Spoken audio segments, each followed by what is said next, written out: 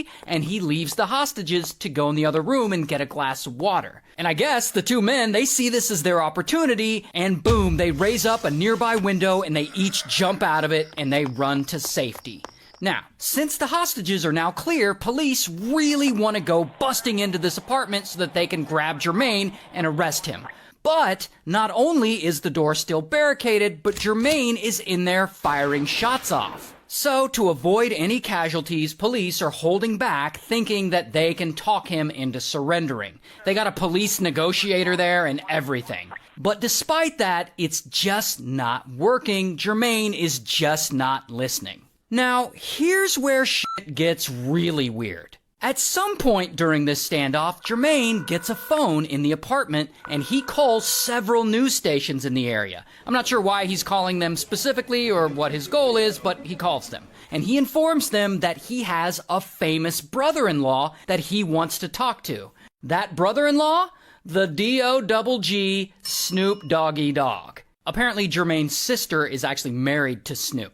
So Jermaine wants to talk to him. I guess he thinks Snoop can help him out of this. So of course, the news stations contact the Vegas police. Vegas police hits up the Los Angeles police to help them out, since Snoop apparently lives in Los Angeles County. And so then the Los Angeles police show up to Snoop Dogg's house, like in the middle of the night. And I imagine that they're beating on his door. And bro is probably inside, just chilling, smoking some of that Zaza. And he answers the door, he's probably all tired. And the police are like, Mr. Dogg, your brother-in-law shot a cop, broke into a random apartment and took some hostages. And he specifically wants to talk to you.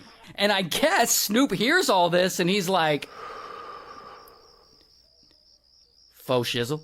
And so police put Snoop in touch with the police negotiator in Vegas. Police negotiator is like, Mr. Dogg, could you talk to Jermaine and maybe encourage him to give himself up? And so Snoop, he decides to record a message for him. Now, this is in 2002, so there aren't camera phones everywhere. So Snoop makes an audio recording, and in this recording, he tells Jermaine to cooperate and give himself up, and his exact words are, do what they say, we've got lawyers to take care of this, we'll take care of it. And then they send that tape to the police in Vegas, and somehow, I guess, the Vegas police play it so that Jermaine can hear it.